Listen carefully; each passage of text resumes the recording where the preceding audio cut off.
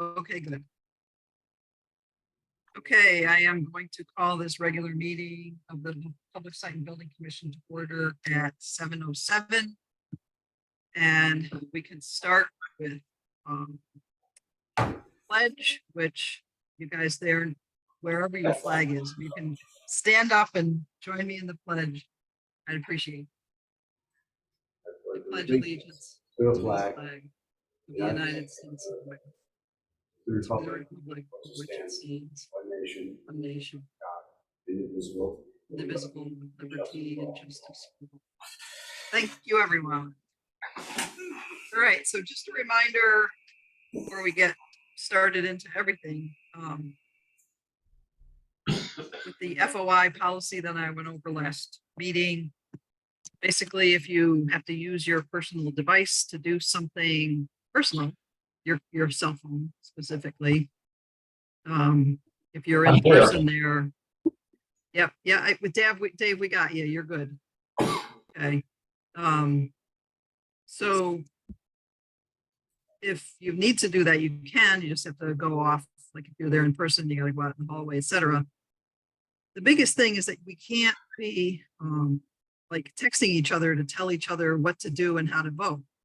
That was something that happened, I believe, at a meeting last year, and there was hoo-ha about it. So obviously we use our devices, our laptops, and our cell phones to do a lot of different things during meetings. I'm always checking the time because last meeting, clock in that room was wrong. So I had to keep checking to see what time it was, etc. So just basically using your devices for meeting stuff only without communicating with other people, either in the room or on Zoom. That's just a reminder that's policy. And it would be greatly helpful for all of us if once you get the email about the meeting announcement, if you can let us know whether you're attending. I know some of us are stuck in, we're not sure what's going to be happening with our work or whatever, but if you can keep us updated. We just barely made a quorum tonight, so I just want to be able to know ahead of time. So if I have to cancel a meeting and reschedule it, we can do that. I hate to drag everybody on and have to not do it. I have to tell you, for me, I can only tell you the day of. There's no way for me to tell you any sooner than that. I can only, that's the best I can do. Okay. I get stuck at work a lot, so I do my best, but it's Right. the day of for me. Yeah. Well, and the biggest thing this time was we were supposed to be minus me, minus Horvath, and don't know what's going on.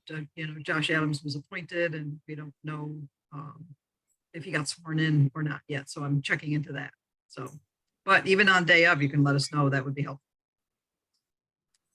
All right. So public input, nobody public. So we'll keep moving on. Correspondence is all related to each of our projects. So we will do the approval of meeting minutes, and I will make a motion that we approve the minutes from the regular meeting of March 8th, 2023. I'll second. I got a bunch of seconds, so I have to abstain. I wasn't on the meeting. yeah, that's okay. So John Menti and Dave Olson raised his hand. So basically, I think the minutes are fine, except at the end, Kathy, where it says that I'm going to be unavailable for the February 22nd meeting, which would have been the March 22nd meeting. I don't know if you need to change that or not, but well, it's the very end, right before the end. I saw it. Yeah. So anyways, we'll vote on that. We'll vote on approving the minutes as amended. All in favor? Aye. Opposed? Done. So we're going to jump right into our agenda with just I will let you know of one small change. We're going to do the training range at the end because that's going to take the most time. So we'll do the municipal center renovations, the school projects, the HVAC, give you an update on all those. And then we'll jump into the training range. So for the municipal center, the GP room lobby. We were supposed to be done. However, we are not.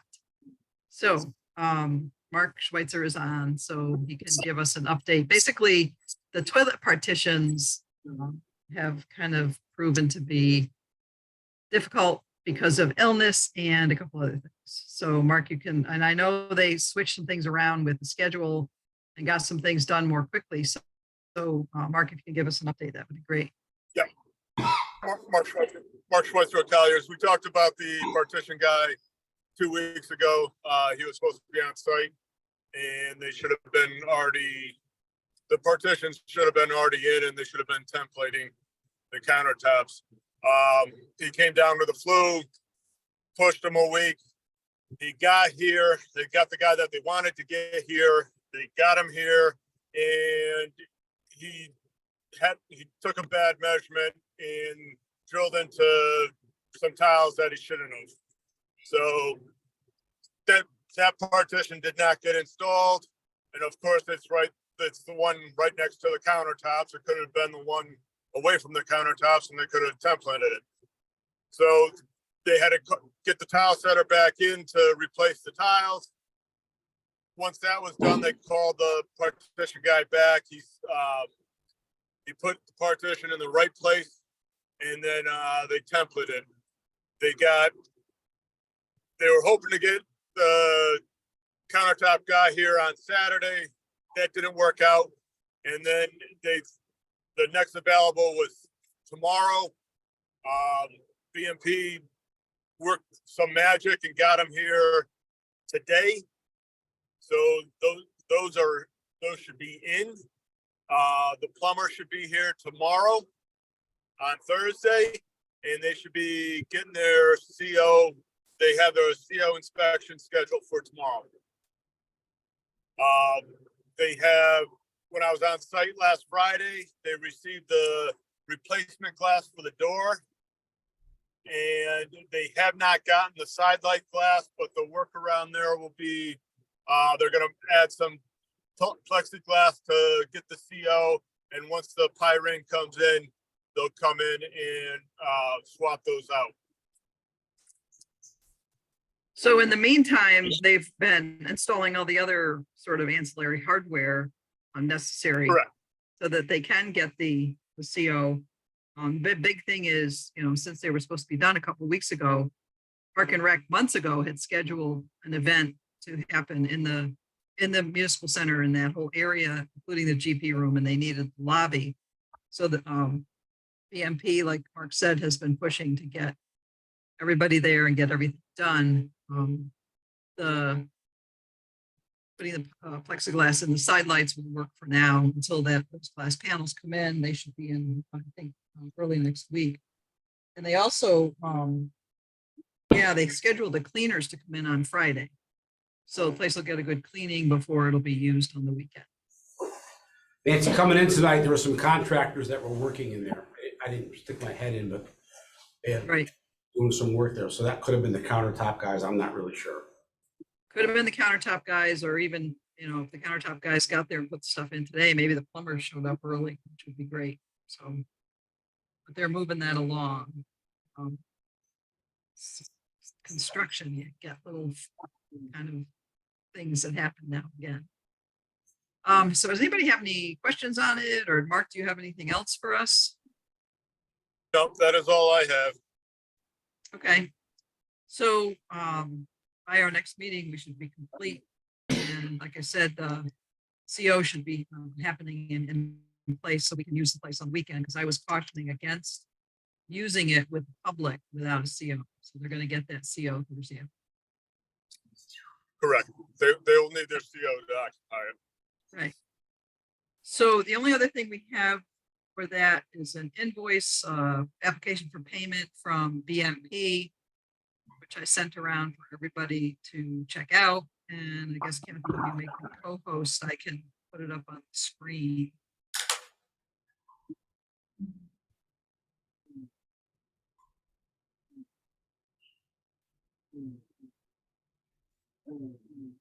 My co-host now? Yep. Okay. I gotta find the Under I have the application for payment.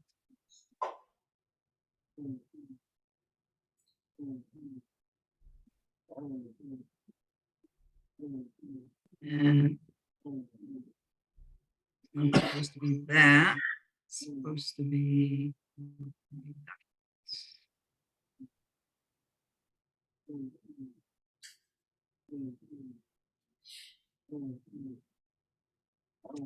Hang on, I don't do this as often as Vinny and other people.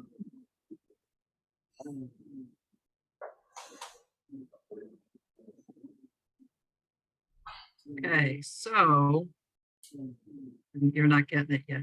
Okay.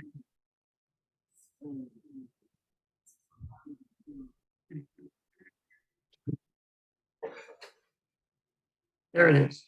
Okay. Okay, so this application for payment covers most of the rest of the work that's been completed. There's still a contract balance. So I will make a motion that we approve application, BMP application for payment number 3, dated March 17, 2023, in the amount of $144,455.95. Okay. I got a second from Dave Olson. Any questions on this? What's the, All in favor? hold on, what's Say that? the project balance? The balance to complete is $27,747.35. Okay, and how much do we still have budgeted left? I don't know, Mark. We didn't go into the Mark. contingency too much. No, we haven't gone into the contingency, so there's a considerable amount left. I don't know, if Mark Schweitzer, if you've got a budget. No, I don't, Share. but yeah. You're correct, Nancy. We have not had any change orders on this job. So it should be the original amount should still be there. Right, so it's the original amount, the contract amount, which is a 407,000, plus a few invoices from Colliers, plus a hygienics, I think is pretty much all we've spent so far. So 490,000 was our original ask with a large contingency, so that if we ran into any other asbestos or any of that kind of stuff, we had enough to deal with it. So we're still pretty good with the budget. Do you think by the next meeting we can have the final payment and base it upon that? We might, we'll see, because we actually do have kind of 3 weeks before the next Right. meeting, so they should be done, and if they're done to the point of like that glass has come in and they've installed it, yes, we could have a final payment. Otherwise, we'll get some budget figures. I just Either think- way, we'll get some. I just think it'd be good if we, we went to the Board of Selectmen, Board of Finance and say, hey, this is how much is left. Yeah, For once we Right. look good. right. Well, because I also would like to do an update to the Board of Selectmen soon, asking if we can get started on the other part of the project, which is the lock hoops. And that's why having the extra money to show. that. Yep. Yes. Any other questions? So we can vote on this, all in favor? Aye. All right. Anybody opposed? Okay, we're done with that. There's actually a signed and notarized copy at the municipal center that I have to fetch and sign. So I am going to take that down because we don't need it anymore. So that should complete our business with the GP room lobby for now. Hopefully everything will be complete by the next meeting. As John said, we might have another application for payment. We'll be done with that. And I think unless anybody has any other questions, Mark Schweitzer, we're good to go.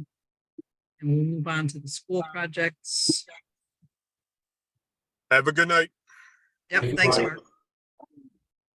So on the school projects, the closeout is being completed, so to speak, in that Dr. Carver and Terry Yansky have an appointment with the Office of School Construction tomorrow to submit all of the stuff. And I don't know if that's online or in person, but they're going to get that taken care of. bigger news is, we talked last week about our overpayment to Rizzo. Brad Herring was in touch with them and they got back to him saying, oh yes, we see.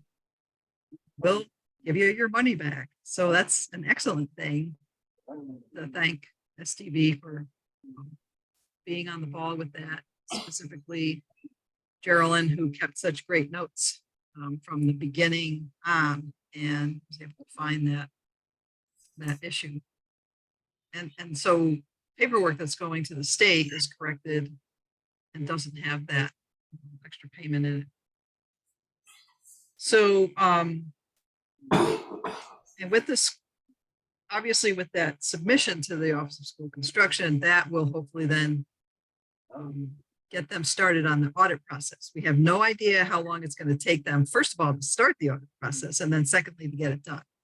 Because until the audit's done, the town doesn't get their final payment back. We would like to have, so it can be, offsetting the bonded amounts that are still hanging out. So Mark, I don't know if you have anything else on that part. Nothing to report on that. I too am very thankful for the job that Geraldine did, helping Terry Yansky put together the closeout and auditing that project. And I'm very thankful that she was on board to pick that up, because the way it was defined in the application for payment was it would have taken a very, very sharp magnifying glass to figure it out. And it took Vin and I probably every bit of 3 hours to figure out where it came in and where it went out. And Geraldine had found it in, while she was working on it. So I was very happy that we did that. But as it stands right now, I think we're in good shape, and I am at the disposal of Dr. Carver and Terry if they need me tomorrow for anything. Good, okay. So with the level spreader and fixing up the stormwater management area behind Johnson, James DeMayo, town engineer, has met with several contractors to take a look-see and get together a price.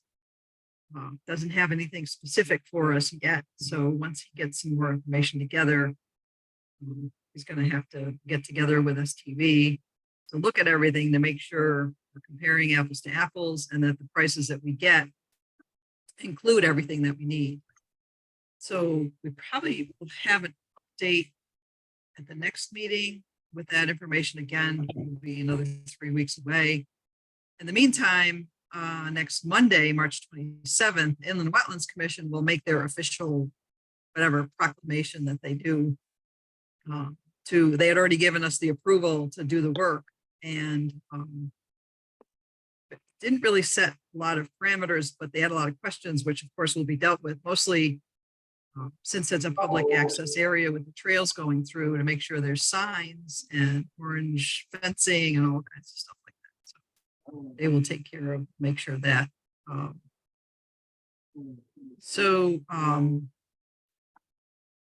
That's kind of it on the level spreader too, but we do have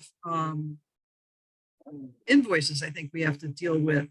I think we have one Perkins with school projects. So we have one Perkins Eastman invoice and I believe 2 STV invoices. So Vinny, I don't know if you can put those up.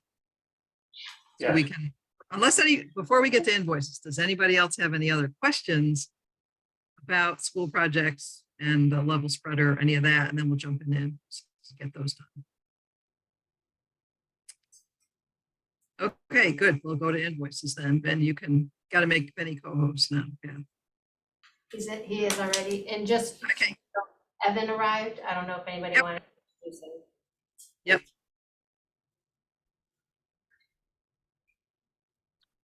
All right. All right, let's start out with the Perkins Eastman. Perkins Yeah, Eastman and so- invoice. Yeah, so I'm gonna need to use, I don't have paper copies. They're over at the municipal center. So I'm gonna need to use what you put on the screen to do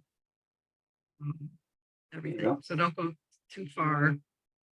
because I need the invoice number. So I'm gonna need to have, oops, yeah, put it back up there. Okay, so I'll make a motion that we approve Perkins Eastman invoice number 0068962.00.0-37 for Johnson School for services in February, in the amount of $107.25, which I think is a SLR reimbursement in amount. Second. Dave Wilson seconds. Any questions on this? All in favor? Aye. Aye. Anybody opposed? And we're done. Okay, Bethel, right here. so, yep. STV, I'll make a motion that we approve STV invoice number 90027-125 for the month of February for Johnson School in the amount of $1,820. Second. Dave Wilson seconds. Any questions, etc.? All in favor? Aye. Opposed? And done. Then the last STV. I'll make a motion that we approve STV invoice number 90027-126. The month of February, the amount is for Rockwell School, in the amount of $1,638. Second. Dave Wilson seconds. All in favor? Aye. Aye. Opposed, and we are done with those.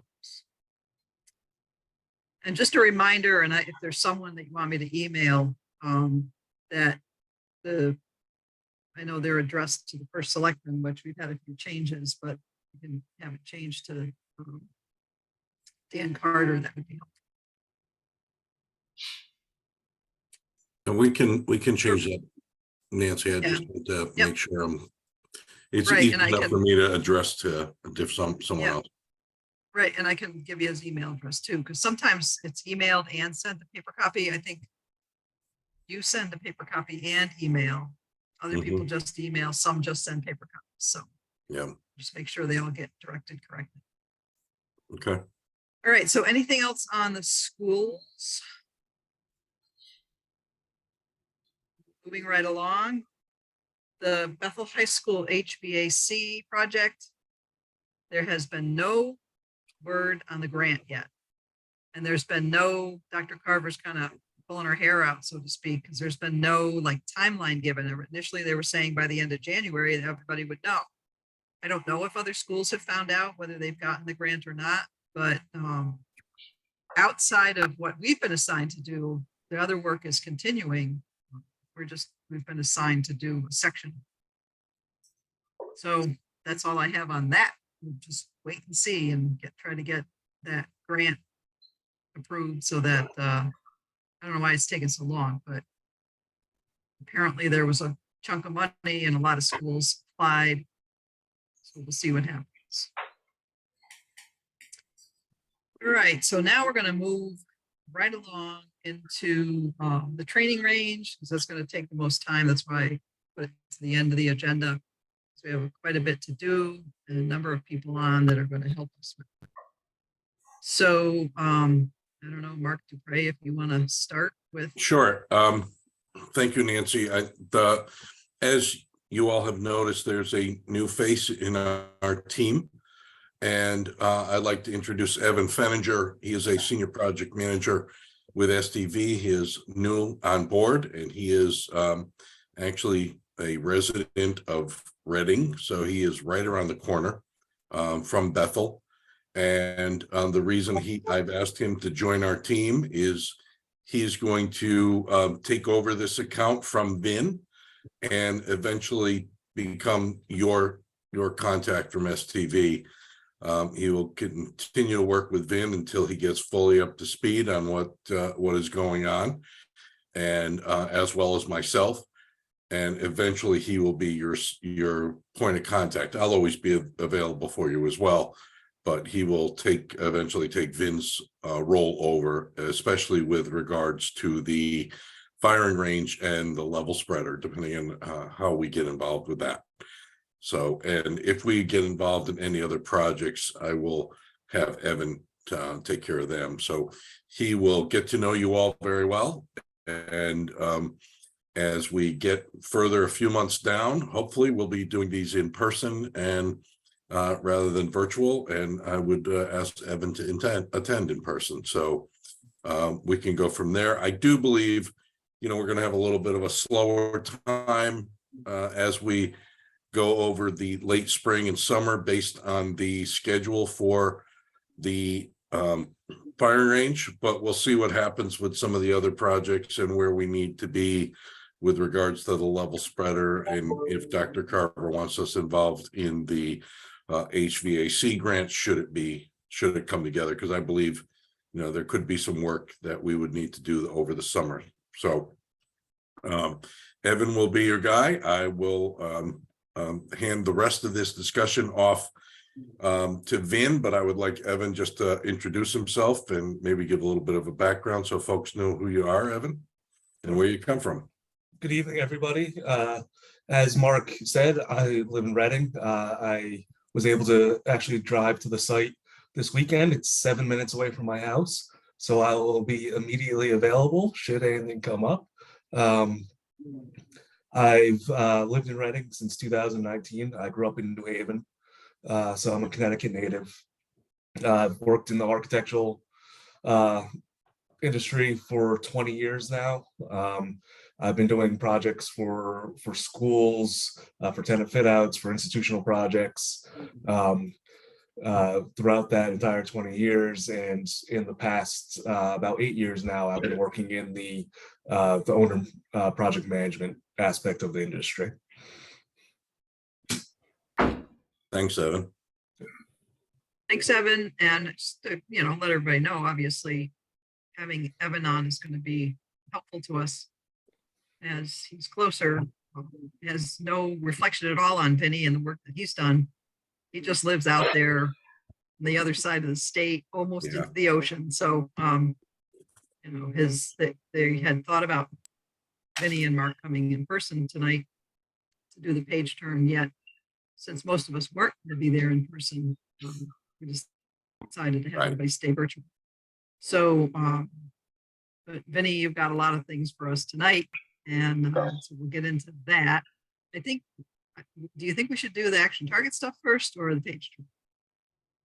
Let's do the action target stuff first. We can get the change orders and maybe the invoice out of the way, and then we can do the page turn. Yep. Okay. Sounds good. Okay. All right. I will share again.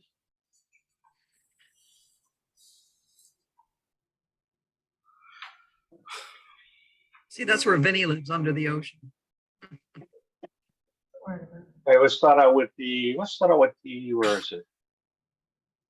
Let's start out with the easy one, the STV invoice, if you don't mind, Nancy. Okay, so I will make a motion that we approve STV invoice number 900272129 for the month of February in the amount of $3,993.50. Right. So I got a second from Dave Olson. Any questions on this? All in favor? Aye. Aye. Opposed? Done. So the next, I think with the change orders, we'll do the makeup air unit part. Yes, we Yeah, can. You know, the let's start official, yeah. Yeah, what I asked Action Target to do was I asked them to break down each change order into individual change orders so that way we can see them and approve them or disapprove them. I figured that would be the easiest way of going through them. So we'll start out with the first one here. This is the MERV 13 filters. This will be going from MERV 9 to MERV 13. And the cost for that is $1,056. So is that basically upgrading the unit or upgrading to get those filters? Just upgrading the filter, going from a MERV 9 filter to MERV 13. I did confirm that the MERV 9 and the MERV 13 filters are interchangeable. So if you did not go MERV 13 in the beginning, you can at any time. Or if you do go MERV 13, you can go right back to MERV 9 filters. My recommendation would be to stay with the MERV 9 at the beginning, because we're going to be running the unit during construction for testing and so forth. The dust and dirt will get into these. And at any point, you can switch over to the MERV 13. That sounds reasonable. HVAC expert John Perna, what do you think? Oh, you're muted. Yeah, I agree with Vinny. Exactly what he said. All right, so we will not do that change. Okay. Do I have to make a motion that we don't do it? Second, So I'll make it, okay, we're doing that. We'll make a motion that we do not do the upgrade to MERV 13 filters in the MAU. John seconds, all in favor? Aye. Aye. Opposed? Done. But how is that gonna So- work? How is that gonna work? Because you're just gonna run the MERV 9s until, while the construction is done. Then Right. after you're gonna replace them. So why are, Right. yeah, why are we not doing it? I guess is my point. So if what 'Cause this they're not is, gonna come back with the 13s now. right, but can't we buy them somewhere? Yeah, So if we can, so if they're supplying just the filters at that price, and it's one filter, can we buy them? Like, what's it gonna cost to buy them out there somewhere? well, there's got to be a maintenance schedule where these filters have to be changed out on a periodic basis. And Right, once this project is accepted and the construction is finished and the police start to use it and they got to change the filter, this is going to be on the police department through their budget or through the town budget someplace else to buy filters down the road, not us. So this is going to be during construction, running the unit, balancing it out and so forth. And like you said, any dust and dirt, why would you need this high particular efficiency filter at this point until they start using the system? Maybe I'm missing something there, but. we have a tendency in this town that it doesn't get done.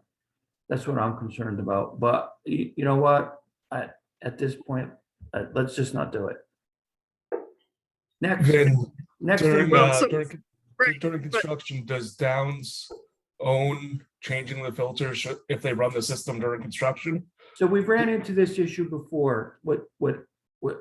There's this magic thought that just because it's under warranty, that doesn't have to be maintained. Well, that's not the case.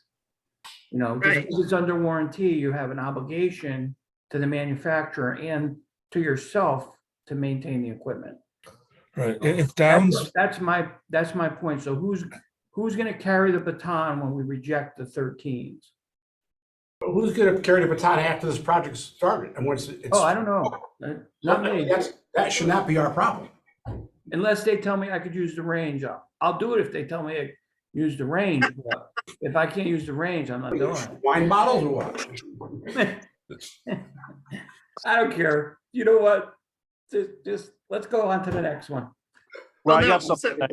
Dirk, yeah, Durkin's got something. So how much is this going to be run while it's under construction? Well, it has to be tested. It has to be balanced. It has to be coordinated with the control system. So it will be run during construction after yeah, it's but been there's a installed. difference of, are they going to run it to be cooling it during construction where they're creating dust? And then they'd have to, then they should own cleaning the ducts and changing the filters at turnover.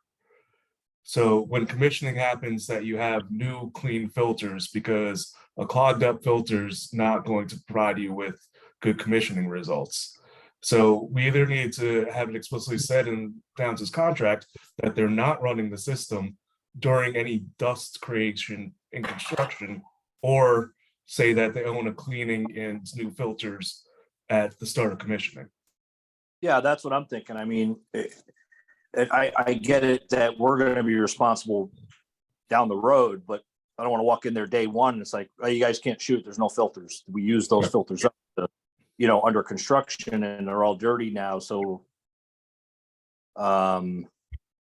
if there's money available in this project now for it, makes sense to use that.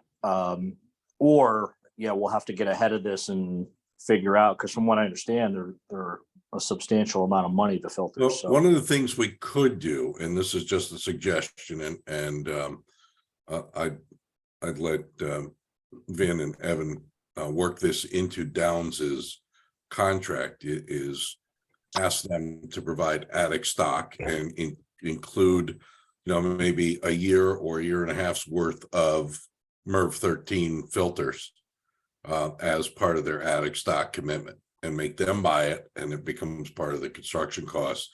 And then you just have them in a closet somewhere in storage while, you pay to have it maintained, but you already have the filters that you can maintain them and exchange them, I should say, at a periodic time period.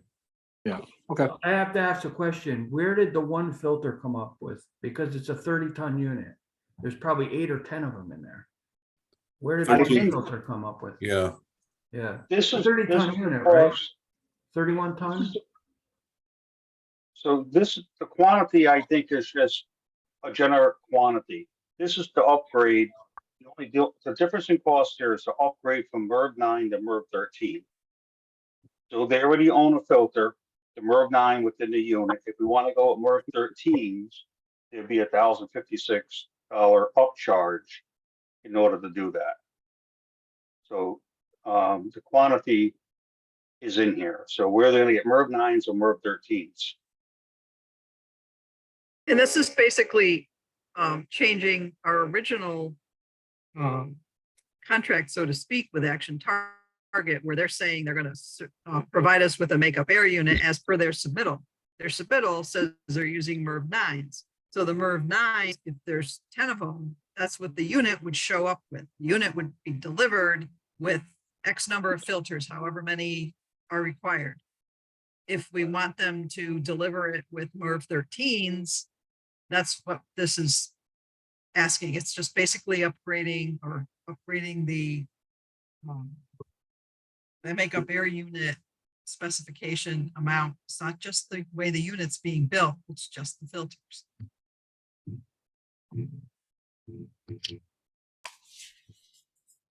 So should I take my motion back? Should we do it differently? What do you want to do? Nope. Keep it. Let's move on to the next. Let's keep the ball rolling. All right, so we didn't vote, I don't think, did we? No, Okay, so we have to vote. So my motion was to not do change order number 139. I'll second it. 64. John seconded it. All in favor? Aye. Opposed? Done. But then we also, Evan and Vinny taking notes, you're going to make sure that as part of our scope with Downs is to make sure that they are not kind of leaving us with a dirty bunch Dirty of filters. ducts and dirty filters, dirty ducts, et cetera. They're going to clean it all out. Because the commissioning won't be effective or correct if they don't. Correct. All right, so Vinny, there should be a change order that's specifically about the makeup air unit, doesn't it? Is Correct. that This we one do- right here, this is the change order. This change order right here is going to add, make the unit compatible to run during unoccupied periods. So they're looking for a cost of $4,500. which is what they told us initially. So I'll make a motion so we can discuss I need you to move it down a little bit, Ben, so I can see the change order number. Make a motion that we approve change order, Action Target change order number, 139863. To change the capability of the makeup air unit to run when unoccupied, when the range is unoccupied, in the amount of $4,500. Second. Dave Olson seconds. Any more discussion on this? Because we've been discussing this for months. Everybody good with it? All in favor? Aye. Opposed? Done. And then we got the parts and warranty thing. Let's go to the parts. Let's go to parts, yep. So I had them break these out into individual change orders. So this is the cost to upgrade the warranty on the parts to 5 years. So I'm gonna make a motion just so we can discuss, motion to approve action target change order number 139856. Well, that's their order numbers. Same as Well, everyone, doesn't- I'm gonna tell you right off the bat, I don't like the way it reads. 5-year parts and warranty for the MaxDair unit starts on the day the unit ships. It should be the day that the unit is factory started. Thank you, I John. agree. Yeah. And Yeah. we had talked about that at our last meeting. Oh, okay. Then why does it read the Yes. same way? I don't, Okay. So we gotta change that. We can't approve it the way it is. right,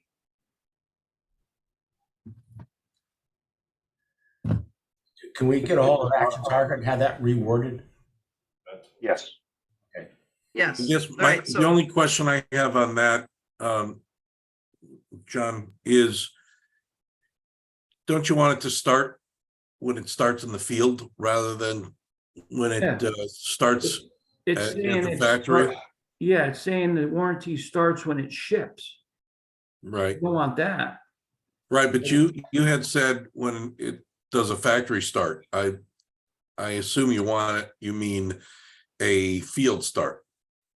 yes, Yeah, factory startup at the site. Yeah, When it's turned over, we're assuming it's gonna be running correctly. Well, right. You know, so, you know, I concur with John. Because a factory start is at the factory, which is No. before it ships. No, Okay. no, they come out to the field. It's probably gonna be the Aon rep from Connecticut and Mhm. do a factory startup. It's standard practice on every piece of new equipment that I buy. Okay, so if that's the term, then I just want to make sure we had the term Yeah. correctly.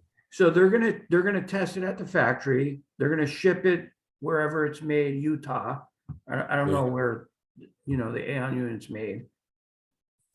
And then the crane sets it up on the roof, they put power to it. Then the factory startup is done. They run it through its paces, they check. That's when after that's done, that's when the warrant 5-year parts should start.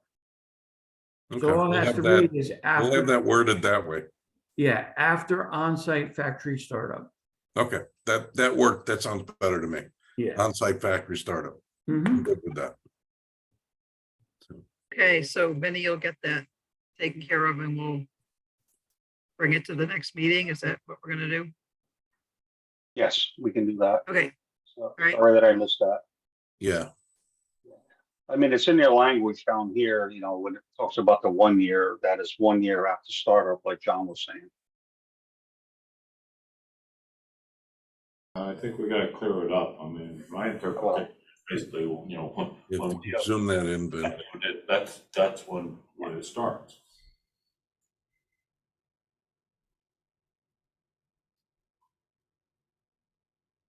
Some clients may send a warranty to 1 year after startup.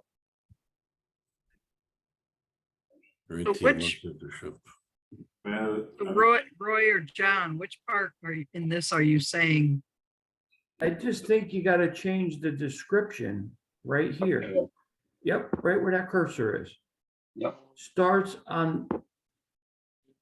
Yes, after okay. It should on-site- match the language in the comments. Right. Exactly. Because Comments. the comments cover it all, but it shouldn't, that top, like John said, that top little box just is contrary to what it says in the description. The other problem that I have with this, and I mentioned it the last time, is that it's handled by the local Aon rep, which is not, we don't even have a name down there who's gonna be doing this. And, we're gonna be talking to Action, and Oh, that's in there, Roy. is It's that, in the first sentence. All warranty work should be handled through the local Aon rep. Okay, should we be informing them at the same time so that they know they're gonna be doing this? They- I think there's gonna be a very big disconnect myself when the local rep says, oh, you know, when someone says, oh, by the way, here's what you gotta go down to Bethel and fix the range. So maybe what they could do is put because there's only one Aon rep for the state of Connecticut. Yeah, that's what I'm. That's a good idea. Put their name in there, insert it.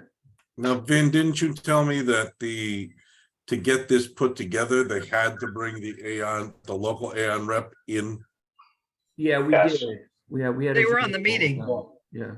Yes, they had to bring a local Aon rep, but the warranty is going to be held through Action Target. So if there's any issue with the unit, when it regards to parts, then Action Target would need to be notified of it because they're the ones that are be holding the warranty on the unit, not Aon. So why, Aon will honor the warranty, but Action Target holds the warranty. I don't understand why it's just through Aon. I'm very concerned about the disconnect between the So action. I think Well, there's no disconnect because we're purchasing the thing from Action Target. We're purchasing all the equipment for the firing range from Action Target. So anything that's covered under our contract with, or our agreement actually with Action Target that's supplied by them that we're paying them for, has to go through Action Target. Action Target would then get the local Aon rep involved. That was the email that I received from Rex, exactly what you mentioned, Nancy. Yeah, see, I think we can't just bypass Action Target because we're getting this parts warranty through Right. Aon.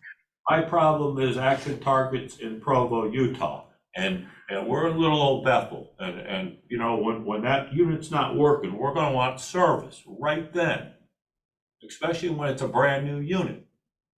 And I think everyone's gonna be really offended that, you know, we're gonna be circling back, trying to chase down warranty work. I'm very concerned about this. Roy is right. Roy is right. So Unless, when I buy a unit, it's clear as far as who does what and how it gets done, I don't think we Yeah. should be doing this. so if I buy a unit from Joe's Air Conditioning and I buy a 5-year warranty from Trane, we'll use Trane as an example. That warranty is not with Bob's Air Conditioning, it's with Trane. So that's the way that it should be worded here.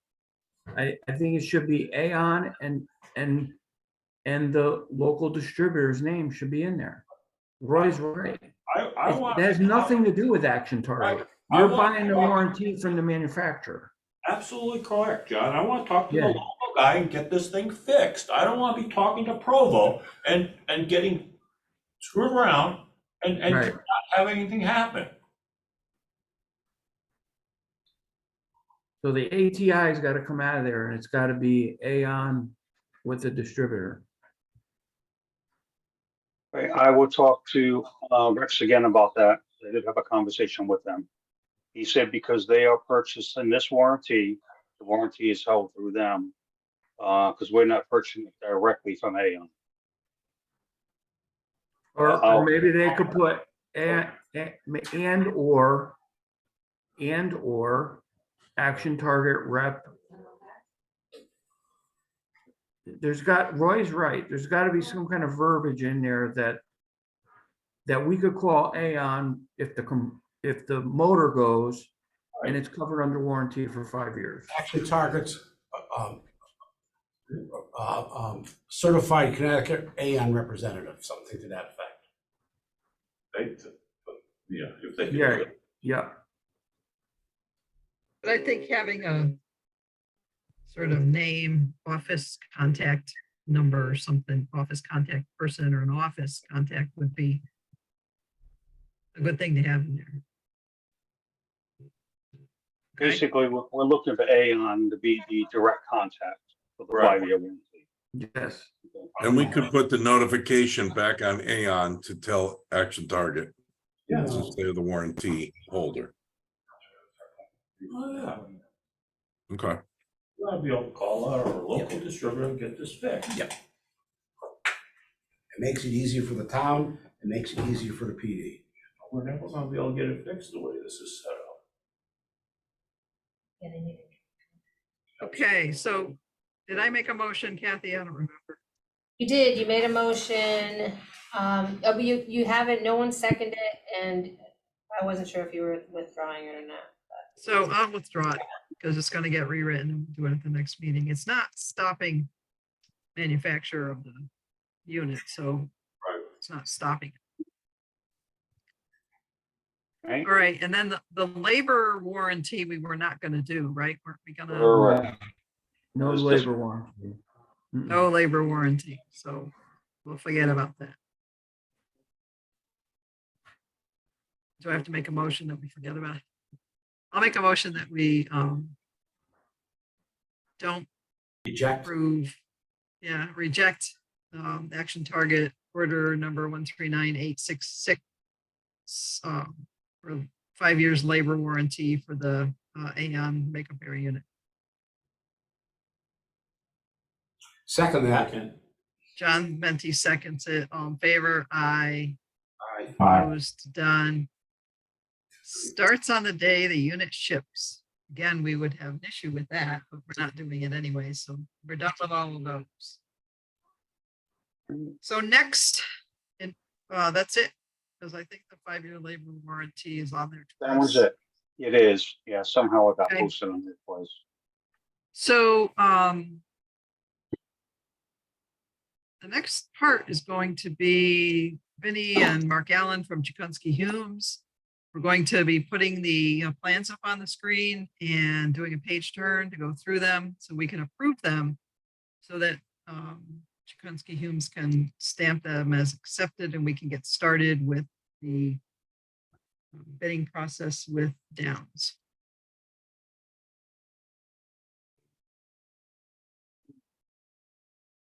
Okay, good evening. Hi, Mark. See if I can, Who's putting them up, Mark or Vinny? I probably, I can put them up, but it'd be best if Mark Allen put them up. Okay, so if Mark Allen's gonna put them up, Kathy, you have to make Mark Allen co-host. Done, she says. Okay. Everybody's gonna be co-host today. Okay. Can you all see that? Yep, Okay, this is our cover sheet. Has the usual information. These are the drawings that we are providing.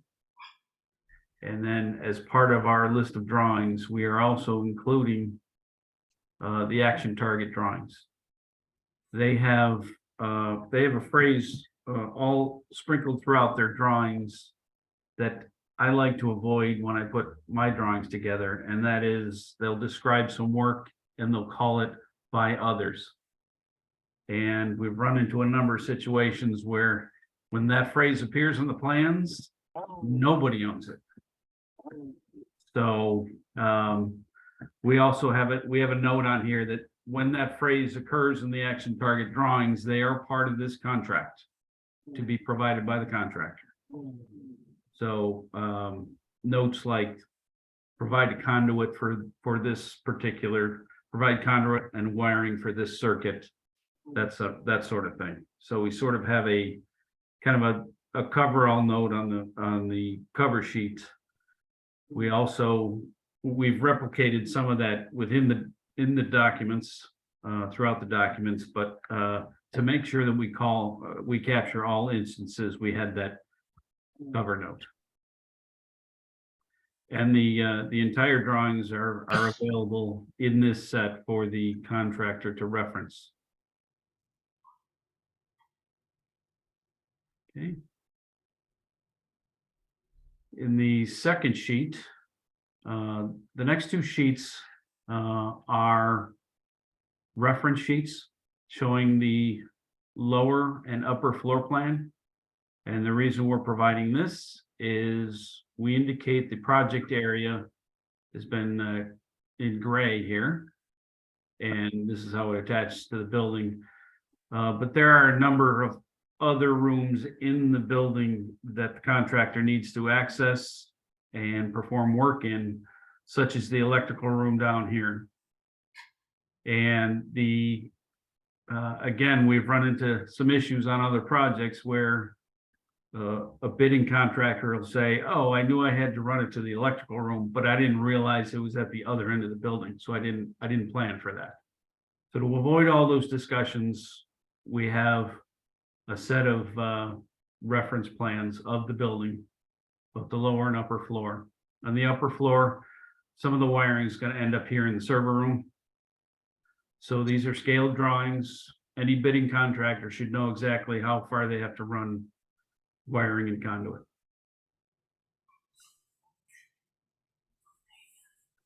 The next plan is the floor plan and a section through the range, a longitudinal section.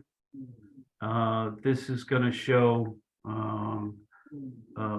primarily both the work of Action Target and our contractor. The notes are delineate who's providing which work, and it shows it all integrated all together. So the floor plan does show the AON unit, does show the ductwork that's provided by Action Target, but it also shows our new doors, which it shows the location of casework that we have underneath here.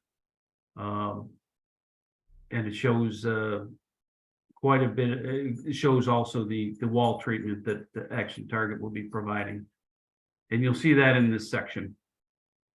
This is everything that's going to be complete.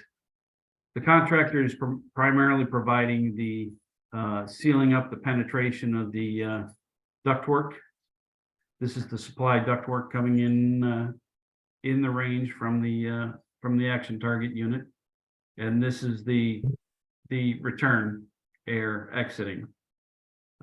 These are the locations of those panels on the outside of the building, and we're calling for those openings to be completely opened up, and any block that was cut to install to be pulled out and have new block toothed in, so that you really, once it's restored, the only real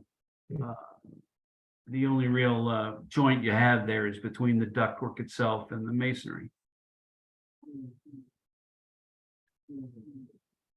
So I just want to jump in and say, if anybody, and I looked all through these, enlarged them so I could read some of the stuff that was written, but if at any point anybody needs Mark to really blow it up so they can see something more clearly or read whatever the language is on there, or John or Roy, if you have to get up close to the screen, just let us know if you need to blow it up some. I'll also like to note that also on the end of the range, we're also opening up that wall for Action Target to bring in their equipment. Yeah, We have that. this is an opening that Action Target has confirmed is large enough to bring their equipment in with a forklift. So here it is in plan, and then down here you see it in section. Is there a reason why Yeah. we're doing it there versus just expanding one of the ductwork openings? Yeah, it sure is. These openings were set up during the construction of the entire building to have that happen. These particular openings only have CMU in them, as opposed to the split face block, which is on the exterior of the entire building.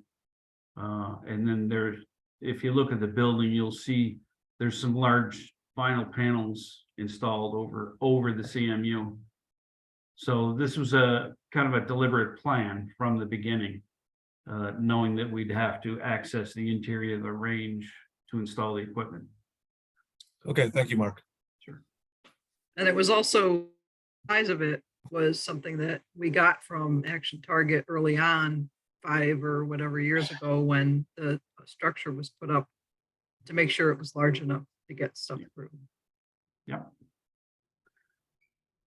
So here we have some reflected ceiling plans. We actually have two of them. They're actually a little bit different.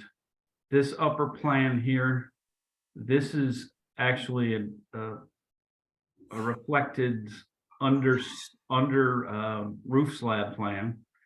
What primarily this is showing is Action Targets requiring us to have the contractor install some unistrut, 4 rows of unistrut, and this is going to be the primary support for the suspended baffles.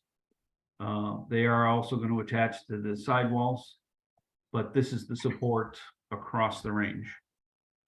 And they, in their set of plans, they have some indications about how heavy these panels are and the hanging points, what each hanging point has to support. So in our project, it is an engineered system that the contractor is to provide. So they need to design the fasteners for the unistrut to the concrete plank. And they are supplying those fasteners? They are supplying Or- the fasteners, yes. They're supplying the fasteners, but we're gonna have to have a contractor install that?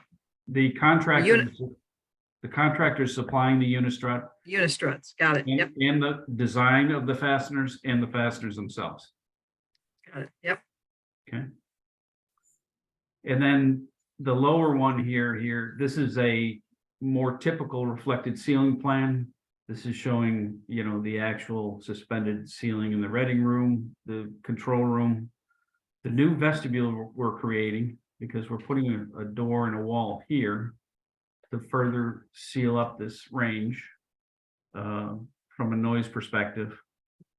And then the range itself, the ceiling and the range where the baffles are, this is how they lay out. Okay. On this sheet, this is an elevation, longitudinal elevation of the exterior of the range. This is on the side of the building that's not the parking lot side. So this is the side that the AON unit's going to be. You can see the AON unit is dotted in. And then the ductwork comes up, and these are the entry points for the ductwork in the side of the building.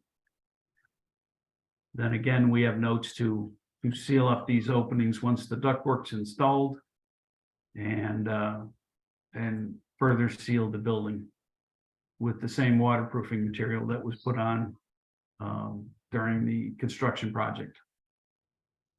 Yeah, there's a bunch of the split face block and also several 5-gallon buckets of the both primer and top coat of the elastomeric coating.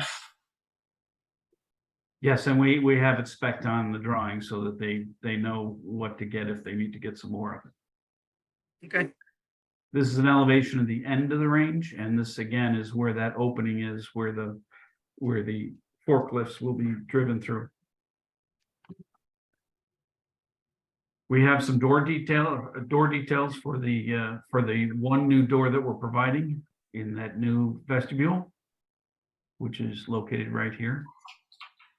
And then this is a plan of the casework countertop that the police requested in here, that's mounted just below the existing window. And then you'll see this is an elevation of the new door. Okay. And then we move into the mechanical drawings. I think there's some diagrams here, but of note on the diagrams is, we do have indications that these mechanical units have backnet cards that need to be installed in the units themselves. We show the one for the MAU one, and for both of the split heat pump units as well, also each have a backnet card.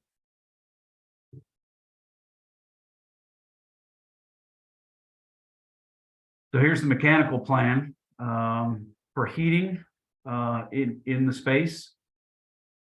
The storage room is going to get just a wall hung unit heater, fairly standard unit. The ready room and the control room are each getting the split heat pump system. These are the exterior units.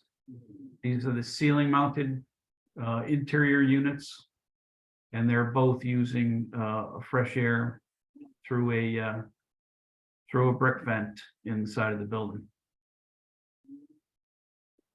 The new vestibule that we're creating with the addition of this new door, we're installing a ceiling mounted cabinet unit heater, simply because there's no other room in this small vestibule for providing heat, so we put it in the ceiling.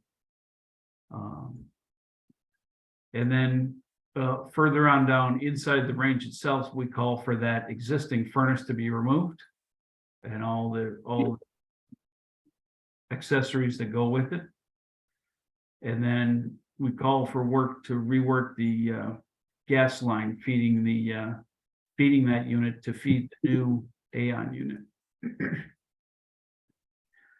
Because we discussed over several building committee meetings about installing a temperature and humidity sensor within the range space itself, so that the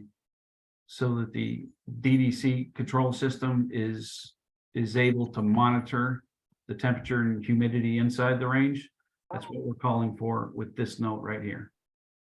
This is located downrange, but up into the baffles, so that it's going to be protected.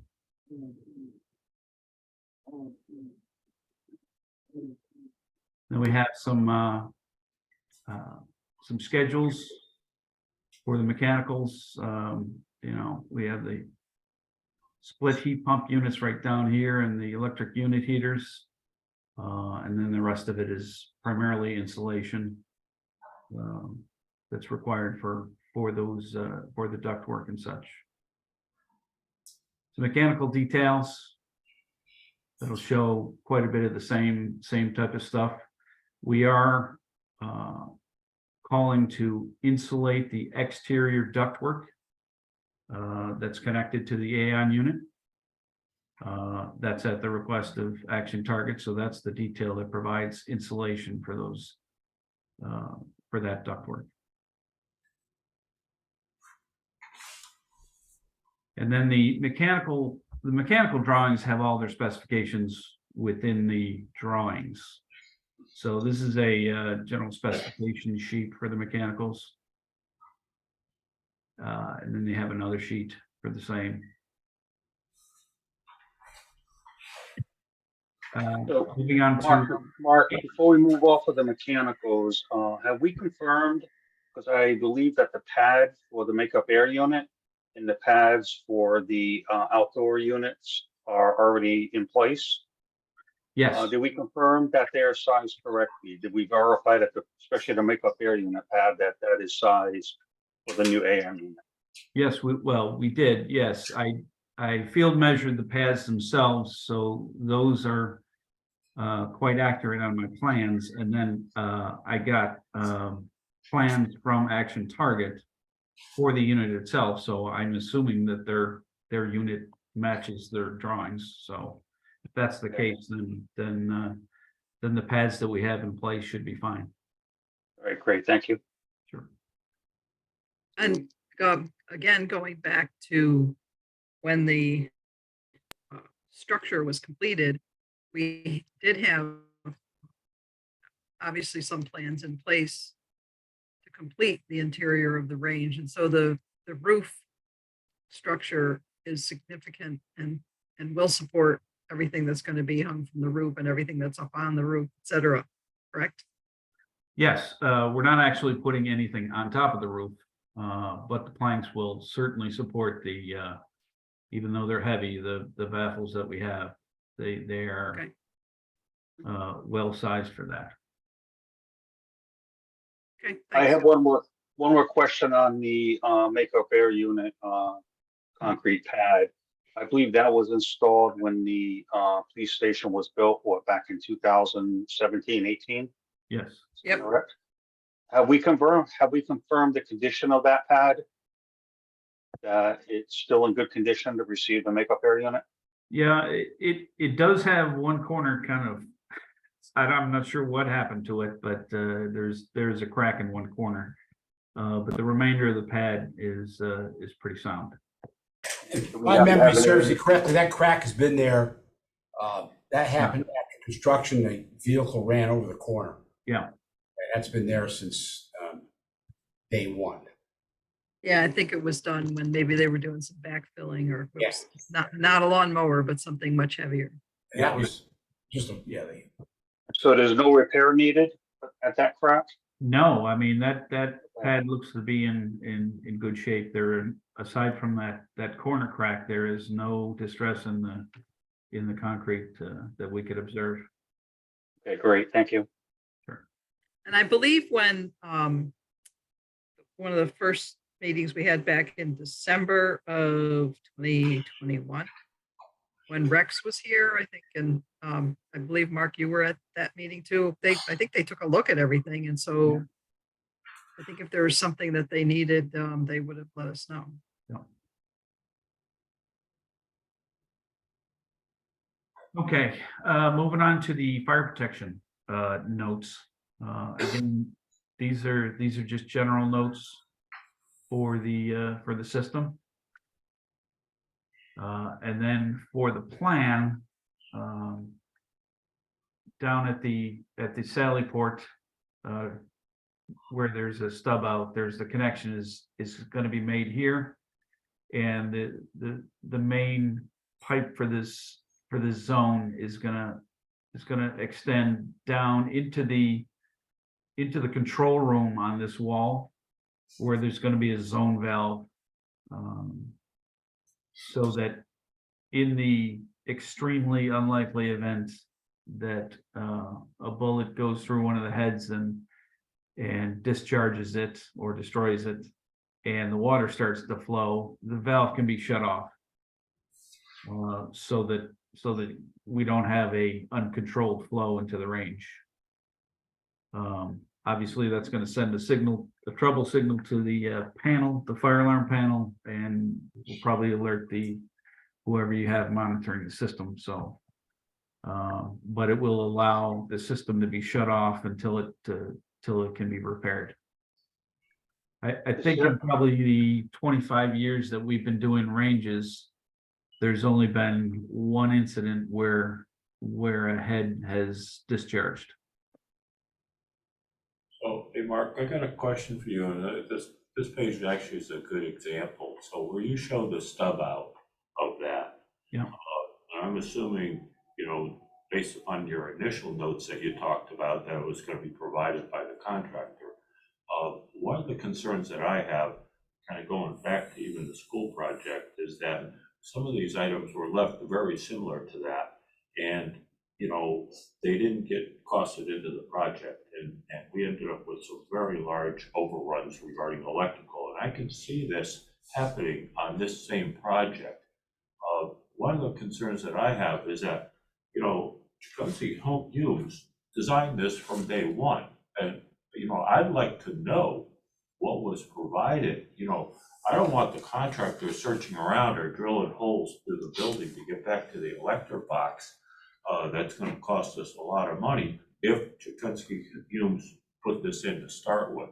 So I really think we got to have some coordination on all these utilities, going right back to the boxes. And I really do feel that we should be pressing Tecumseh to put a design together so that they know what it is, because this was a real wild card that we had on the schools, and we really took a hit on it, and there was a lot of people pointing their fingers around. So I really want to eliminate that, and I don't see why we can't, because they did the plans to start with. So I'd really like to chase that farther, to have Tecumseh finish the plans, complete it back to the spots that they have to connect to. Well, that's what we're indicating right here. This is the spot where the connection happens. In the original project, we did design the sprinkler system for the range that would be installed even in the case where the range was not completed. Okay, So on our original drawings, we show a complete system regardless. correct, correct. Now, Is that where the actual pipe ends at that point right now? yes, Okay, yes, this is the stub out. good. So now the question that I have, that's good. I just want to chase each one of the utilities that goes into there Yep. with the same details, because we really took a hit on the previous one, with leaving it open. Yeah, and I think you're gonna see as I continue to go through some of the other drawings that, I'm gonna point out exactly where we're bringing everything back to. Okay, Okay. yep, thanks. That's one of my biggest concerns on it. Sure. Well, and as I said, we didn't indicate this as a stub out on our original drawings. This was picked up when we went out and field surveyed. Good. This is how the building was left after that initial construction project. So this is actually the point of connection for the wet system. So as I said, we chase this down and then we have a zone valve located right here. And then all the heads are after the valve for the entire wing. So if there's any problem anywhere along the line, this entire wing can be shut off. So there's a backfeed line for the rooms that are behind the control room. And then going forward into the range, there's 2 levels of sprinklers. One is above the baffles and the other is at the baffles. So the piping is concealed behind the baffles. It's just the heads that are exposed on the baffles, and there's a detail you'll see it on the next sheet or two, how that works. So again, the likelihood, there's very little exposure of the system to any area that might, have a stray bullet. You certainly shouldn't have a bullet ricocheting up into the baffles. Obviously, you can't always predict that, and that's why there's this protection of this zone valve as well. Mark, where's that zone valve located? Is it above the ceiling or below the ceiling? It's below the ceiling. Okay, The piping's above the ceiling and it comes down into the control room right on this wall. and that zone valve will be tied into the fire alarm system like you indicated, so it won't be chained. It won't be chained open like a normal shut-off valve would be. No. So it'll be accessible and it can be shut. Okay, Well, and I'll show you a little bit later on that there's access control, so it's not just anybody can go in there and play around with the valve. okay. So this is the detail showing this is the baffles, and then the baffles are connected together with a plate, which connects most of the baffles together to form kind of a solid ceiling. So any piping that's behind the baffles is protected, and the only exposure is the heads themselves. So with any luck, you're not going to have police shooting backwards in the range. So, and then these are the fire protection specifications over here. We have a sprinkler head schedule. There's different heads used. We have upright heads above the ceiling. We have sidewall, in the baffles. And then in some of those rooms with ceilings, we have recessed heads for suspended ceilings. So the heads that are coming through the baffles, Yep. does that mean that somebody has to create a hole in the baffle, or do they? Yes. Okay. And that doesn't do anything to the integrity of the baffle? No, it's just a steel plate, so assuming it's a nice neat hole and the head is fit in there, you know, in a workmanlike manner, we should be fine. So Okay, Mark, same question for the light fixtures. The light fixtures are gonna be hanging below the baffles. We're going to need to drill for hangers going back up to structure. well, they're not gonna be really hanging below the baffle. They're gonna be surface mounted on the lower part of the baffle. So they're gonna be right here, Okay, attached to the baffle themselves. And that could be face mounted, so you just screw Okay. through the baffle itself. Okay, so now that we're into the electrical drawings here, again, some general notes, some lighting notes on controls, sequence of operation, and the lighting fixtures that we're using are essentially matching the existing fixtures that we've used throughout the facility, so for a more seamless appearance. Can you talk about the lighting controls a little bit on what level of controls that the police department will have? Yeah, On, off, is it all dim? Is it part dim? inside the range itself, those are all on dimmer, so you can pick a variety of lighting scenarios that you'd like to display. So that's something that a lot of ranges like to have a lot of control over the lighting. So Okay, so the lights, all the lights are on. Can you explain how the lights are divided up on these controls? Because there's several rows of lights. Is each row independently controlled? Is it a series or? it's every other row is on a different controller. So you can dim half the light, you could turn off half the lights, you could dim them all, so you've got a number of different lighting scenarios that can occur. I guess my question to Lieutenant Durkins is that what you expected?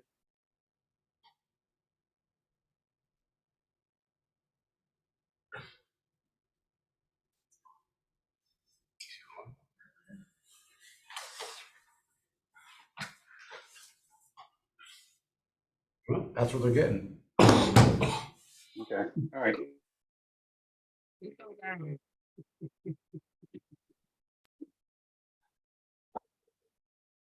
Is he still on? Durkin's still on?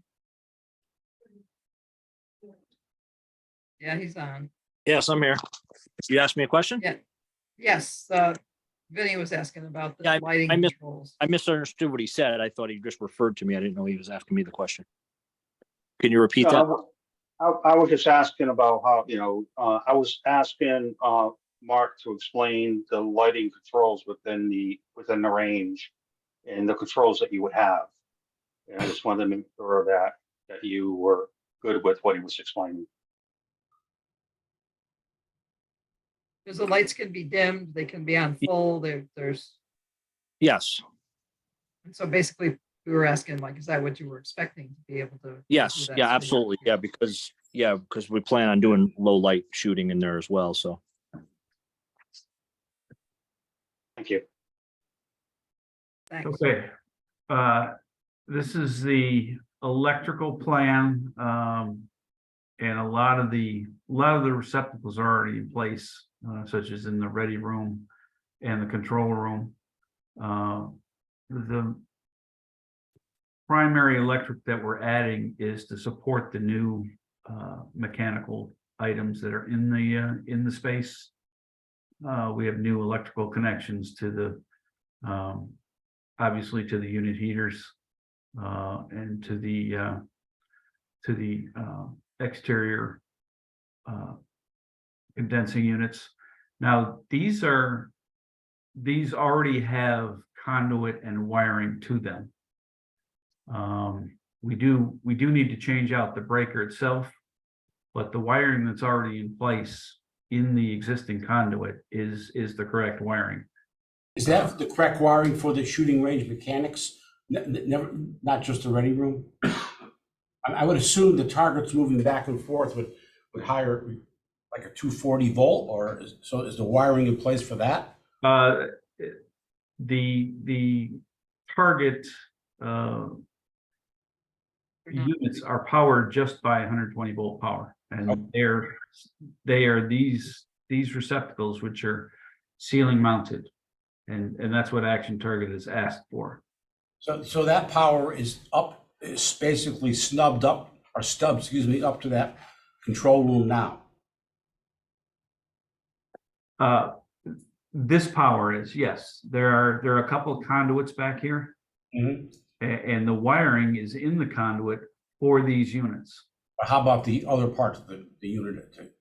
These units, no, the wiring's not in yet. That would have to be spelled out in your drawing, that the wiring has to go from the main electrical room to that area. Because I think going back to what Roy was saying, that was one of the things that was skipped on the school project, and all of a sudden we were getting change orders that were astronomical in money, because now they have to run. Nothing was shown. Wasn't showing, and there was, the conduit wasn't there, and they had so that's what we're trying to avoid, to make sure it's shown on the drawing. Okay. That conduit has to be installed for that wiring. Yeah, we are calling for this to be energized from the exterior units, but I will confirm that with my engineer, and we'll reinforce the note if we need to. Thank you.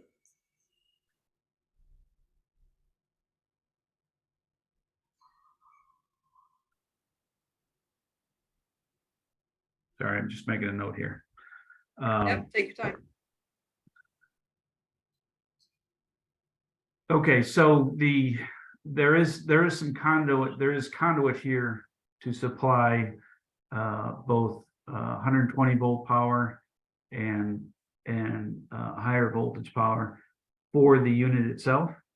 There is no wiring in these conduits, but the conduits are in place. So I think we're calling for supplying the wiring, the breakers, and continuing the conduits to the unit itself.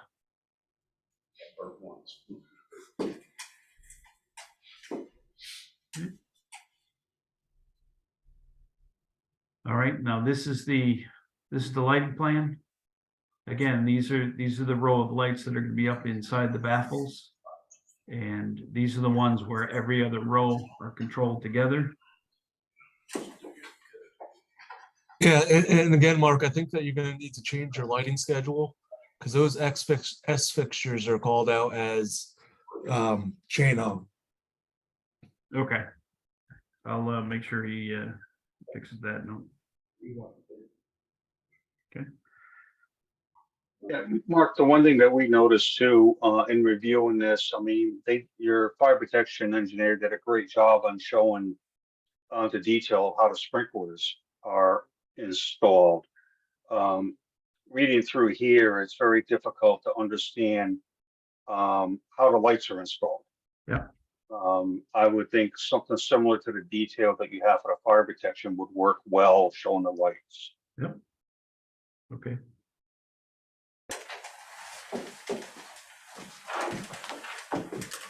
Only other question I have about the lighting is the very end of the range, down where the baffles are. Okay. There's no lighting down there. There'd be. If you remember, we have a bullet trap right here. So the majority of the bullet trap, takes up the space of the range itself. So, and the thing that they're focusing on at that end of the range is the targets. Right. So the target lane's right here. Right. Okay, so it's still What about like maintenance, repair? You still have quite a distance, I believe, from the last set of lights to the wall. I didn't And so know. the- And these lights where, when they're mounted to that flat to the baffle. So they're shining essentially sideways. Okay, You see what I'm saying? yeah. And you'll certainly see that better, once we show these on a new mounting detail.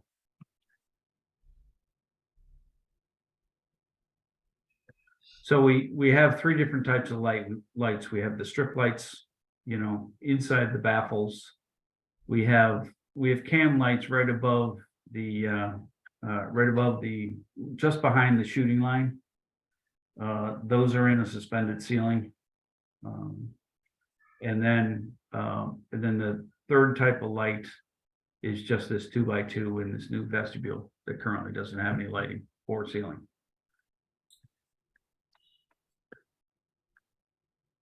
Okay. These are some typical details for the electrical. This is mounting heights. This is a relay, bypass relay for emergency lighting. Some typical mounting details.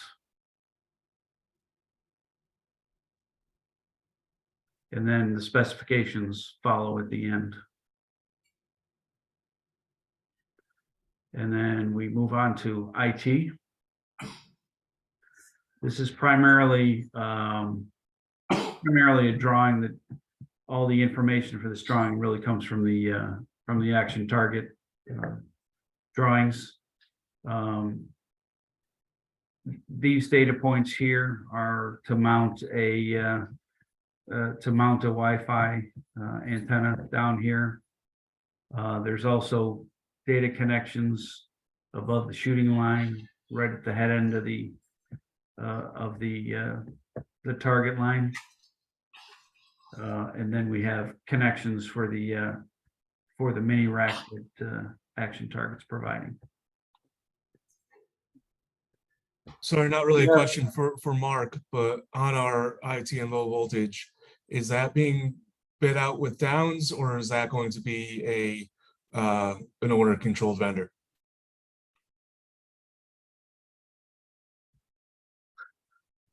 That's likely a question that Downs would answer. There's not a ton of low voltage work here, so I think it might be difficult to, put it out to bid as a separate project unless you. Or even if the town of Bethel has a vendor that they use and maintains their low voltage and data systems. Yeah. I just want to make sure that, if Downs would own the conduit versus pulling the cable and final connections, I just want to make sure that we bid this out appropriately. Yeah. Okay, and then the last piece that's on here is this door to the control room has some access control added to it. We're putting in a electric strike on that existing door and a set of contacts. How is the firing range being locked down? Is that a keyed entry? Is that just a passage door, or exactly? That's going to be a keyed entry, yeah.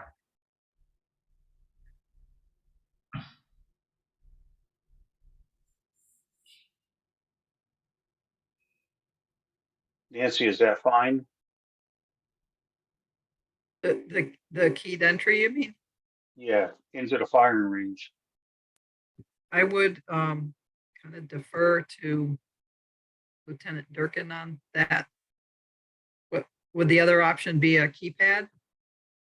Yes. That's something we have not discussed. So leave it, Right.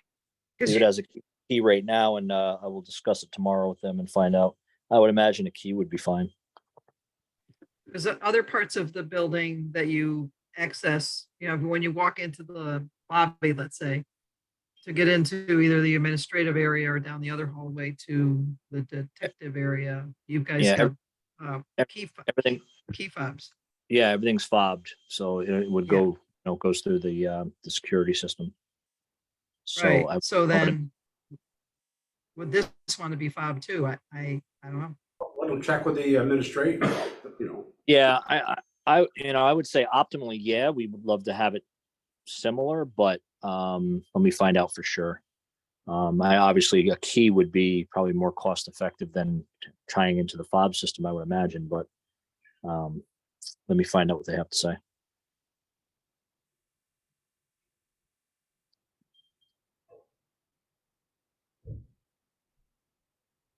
Okay, and then this is the beginning of the action target drawings, which I think you've already approved, so Yep. I'm not sure that you want me to run through those. I don't think there, unless there's specific things that you need to point out to us that need to be part of the coordination that you mentioned in the beginning. Yeah, I mean, we've been through the drawings, quite a bit, and we've tried to pick up every last detail. And then we have that general note on the cover sheet to pick up anything that we might have missed. Mhm. So sometimes there's a penalty for not being, for being very thorough, but not completely thorough. So we just want to spare you the change order for that. I want to go back to something that you mentioned earlier on the HVAC when you were referring to the Action Air unit. When you were pointing out to the ductwork, you mentioned Action Air providing the ductwork coming in. They're I providing, believe they're providing the ductwork for the unit itself. I believe there was a note on the HVAC drawings, I thought, On our HVAC. or I thought I remember reading something that to have that the contractors is to refer back to the Action Air drawings for ductwork. It could be this note that has to do with insulating that ductwork. Okay, all right, that must be the note that I read. Yeah, that's the only crossover we have between that ductwork and our contractor. Okay,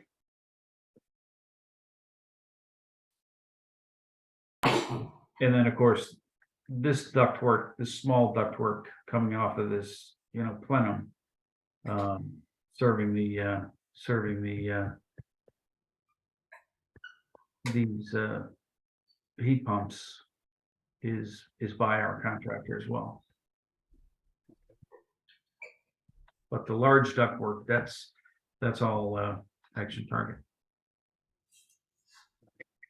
okay, thank you.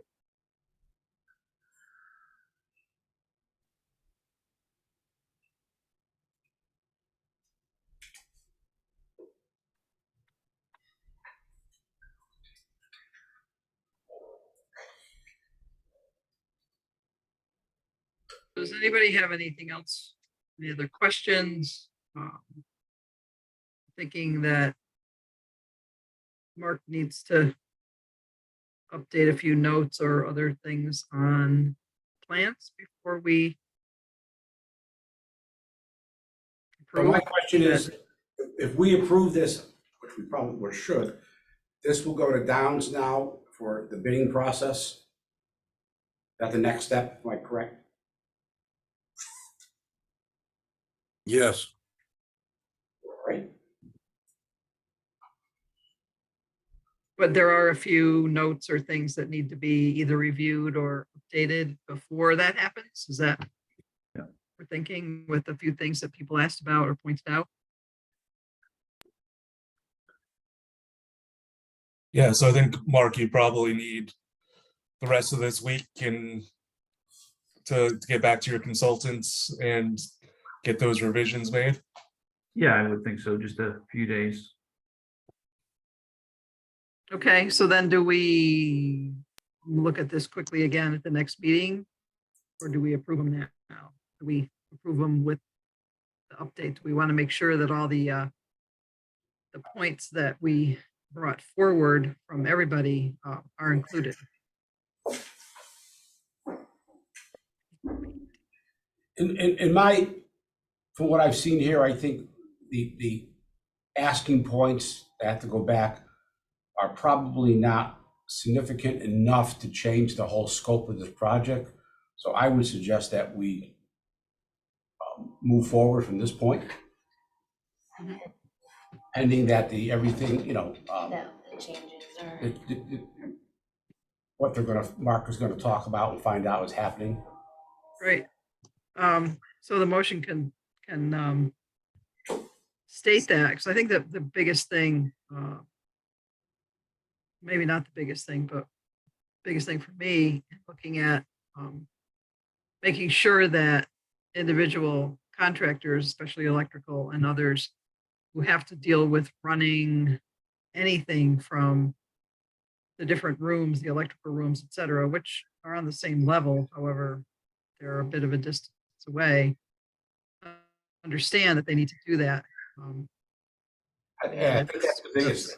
I think that's the biggest concern we have.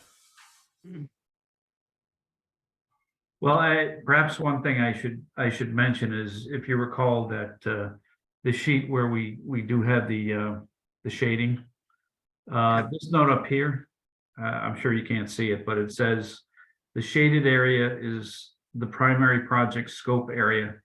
The new shaded area is currently, or the non-shaded area is currently occupied by the police department. Coordinate all required work outside project area with the police department representative.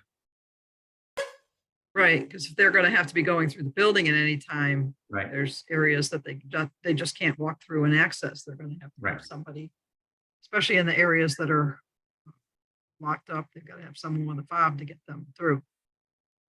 Yeah, So and that's that- something that's- we'll make clear to them at the beginning of the project, and if they have problems adhering to that, then we're gonna have to go to more drastic measures. And I think that's something that becomes part of the bid documents that go out. Yeah. That Downs puts together and makes sure that that's part of the scope that any sub is going to look at. Somebody have a question? Yeah, Mark, I'm going back to the ductwork again, and I'm looking at the drawings. I'm seeing notes on here, mechanical contractors show, on the action target drawings, mechanical contractor looks like on like note, I think it's 15.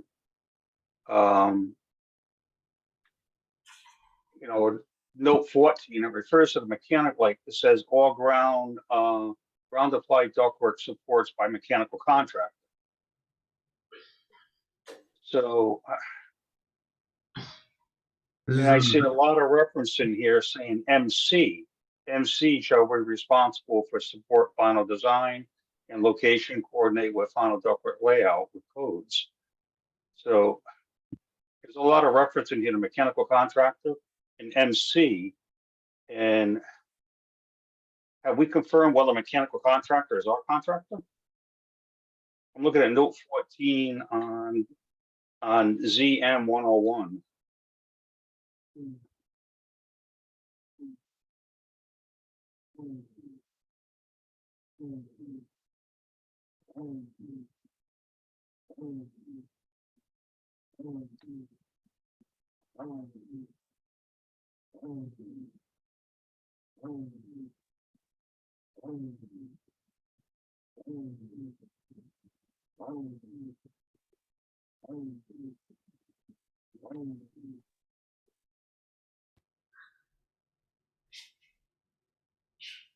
Okay, well, that's something we can flesh out a little bit more.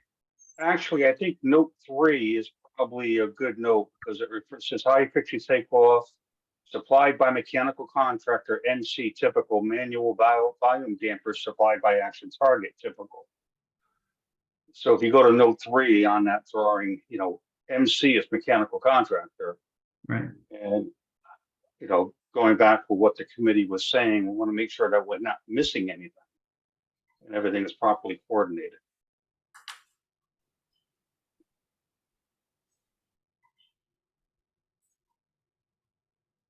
Okay, we'll review that. Thank you. It might need a some kind of distinction between which mechanical contractor, so if there's Action Targets mechanical contractor part, and then whoever's doing other Correct. mechanicals. Can you pull up note 3 on drawing, zoom in on drawing ZM 101? Yeah.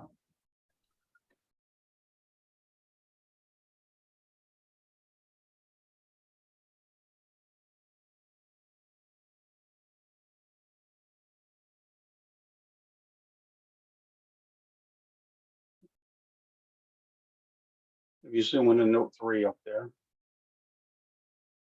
Yeah, but that's Action Targets plans. Correct, but this is where Action Target is calling out, when you read note 3 here, mechanical contractor is MC. But then the next sentence, says that the volume dampers are supplied by Action Target. So again, what is the mechanical contractor that is being referenced here? Is it ours? Because Right. if you read like note 14 is telling you that the ground applied ductwork supports are by the mechanical contractor. Yeah, Which and the radial diffuser is definitely by Action Targets Mechanical. Okay. So Yeah, it says right there on note 4, it's supplied by ATI and installed by MC. So I'm assuming that's the mechanical contractor that we're carrying. no.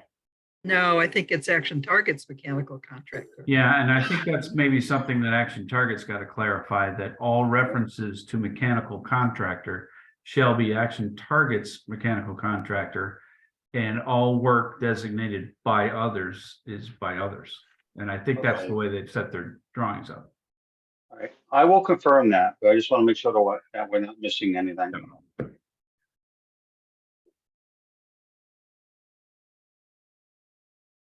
Thanks for pointing that out, Penny, but yeah, you could check on that. That would be helpful. Yeah, I think it's very important, especially with the committee being concerned with missing items, because this would be a big missed item if we don't have this confirmed.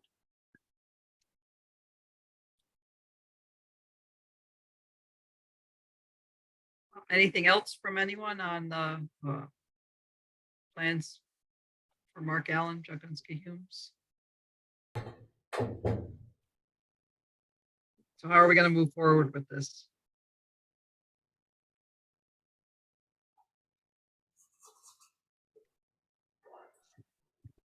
Anybody? Bueller, Bueller. Motion continue. Well, I think it sounds like Mark's stuff is still, we need him to make those changes. But what we really need is for Vin and I to get in contact with Action Target, make sure that that the mechanical contractor that they're referencing is their carried mechanical contractor. And should that be the truth, then Mark's already working on his revisions and we'll be ready for early next week to distribute. If it's not, then we will have to probably have another call very quickly. So are we thinking that we need, if it's ready to be distributed, do we need to do, our next meeting is April something, 12th? I think it's Do we 3 need to weeks. try to do something? Do we need to try to do something before that? April 12th, yes. So it's 3 weeks. We can have. Plenty of time to. I would suggest, Nancy, that Evan and Vin get back to you next week with a progress update. And then if you need to have maybe an executive session just to approve, we can do that the week after. I don't know if that's a calendar problem for anyone, but I'm looking It would be at a the special, calendar. it would be a special meeting. We could try to Right. do it on a Wednesday and see if there are better times, if we need to do it a little earlier in the day or keep it at 7 o'clock. We just need to have enough time to post it. So Right. Kathy's going to post the agenda. It's got to be done. Is it 48 hours, Kath, or? Right. 48 hours. And if you're really trying to do a Zoom one, it really has to be 48 hours. Like if you're just trying to do Zoom only like a special time. just to approve the one thing. Because I'm just- thinking, maybe you have a special session on April 5th, if that's not a conflict for anybody. But just to keep this moving quickly, because we want to get this to Downs as soon as we can, and we're being sensitive to that, but we want to make sure that I's are dotted and T's are crossed, and clarifications between whose mechanical contractor is who are clear on the drawings, because as everyone knows, if there's conflict on the drawings, then there's change orders in your future. So we want to do our best to minimize that. Absolutely. There's still going to be change orders no matter how good we are, but we want to minimize them. So, and I think between Vin and Evan, working with Mark Allen, hopefully, and the guys at Action Target, we can minimize that. But I think in the overall, idea of this evening in this meeting, I think we've accomplished quite a bit, and I don't think we have a lot of outstanding items. I think we maybe have a handful of items that we just want to clarify, and if we can get them all done by the end of this week or early next week, then maybe we can update you and call for a special session sooner. But in my mind, I'm thinking April 5th is probably the date, but maybe it's sooner.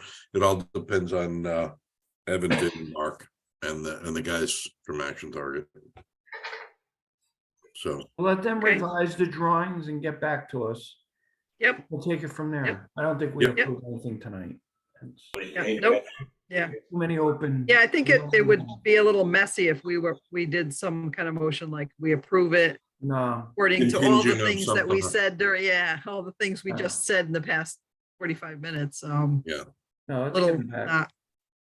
so we'll get them and then we'll do them. okay. And I just have actually a couple of questions. So while Vinny and Evan, while you're working with Action Target to get the clarification, different clarification you've asked for, plus the changing of the wording of some of the change orders. I still need to know specifically from Action Target if they're expecting the change orders to have signatures. I mean, there's no signature line or signature page on the change orders, but if they're expecting that, I need to have that taken care of because that's not something I can sign. Right. And then take care the of other it. thing we didn't, and the other thing we didn't look at tonight was ESC, which we had talked about the last meeting, and I think we were waiting to, we wanted to review their proposal more. But do we need to have ESC take a look at these plans to make sure that they've gotten everything in their proposal? Because that's something we would do outside of the Downs part. Because it's Hey, pretty- Nancy, I had the same question even for Downs. Is it worthwhile, as long as we have a little bit of time, just to throw them out to them too, and just have them make any suggestions? Have Downs look at the plans, you're saying? Yeah, I mean, I'm still concerned about these items, we're, just to make sure we're clear as far as the hookups and everything else. Because I think Vinny had a coordination meeting a while back with, I think Downs was part of it with the preliminary plans that Chikunsky Humes had. They might be well farther ahead than what I'm thinking, so I'm just throwing it out. Yep.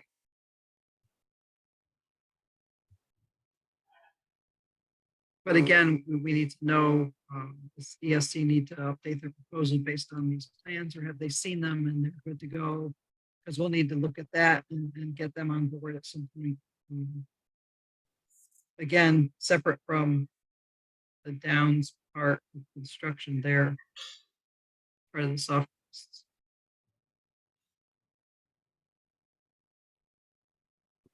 Sure, I think Just let Vin, us you've spoken to ESC already about the controls and everything. So they should be on board. Is that correct?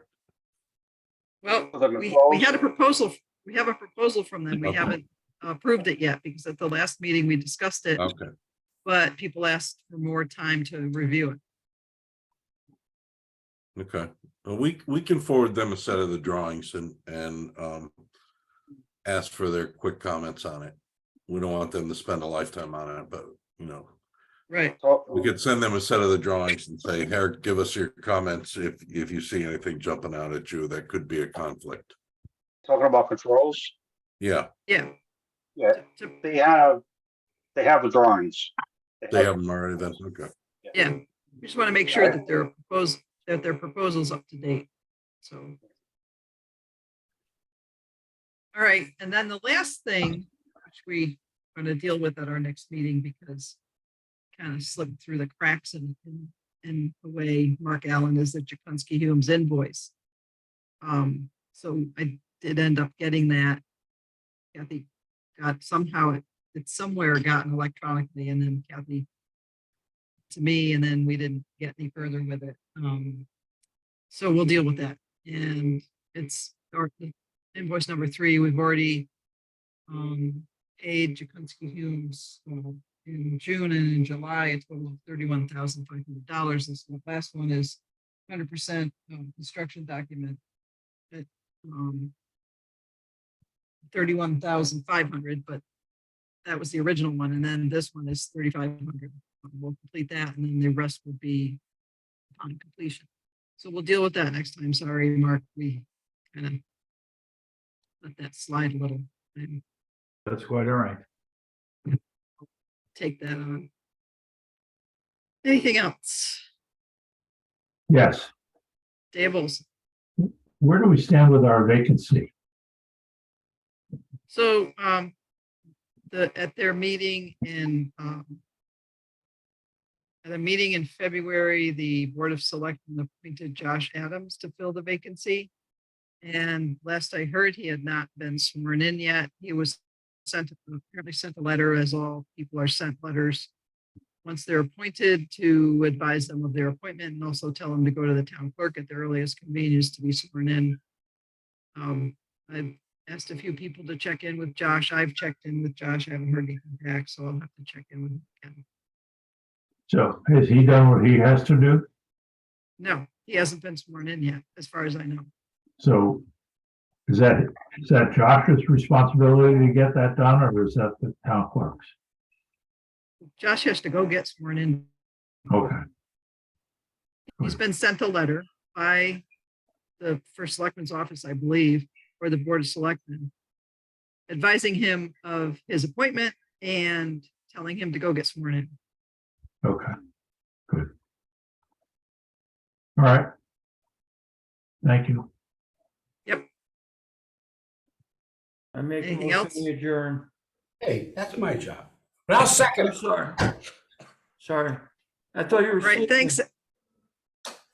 All in favor? Aye. Aye. Done. Thank you, everyone. Good night, Thank you. everybody. Welcome, Vinny. Welcome, Evan. Thank you, Vinny. I'm sure we'll Welcome, see you Evan. again.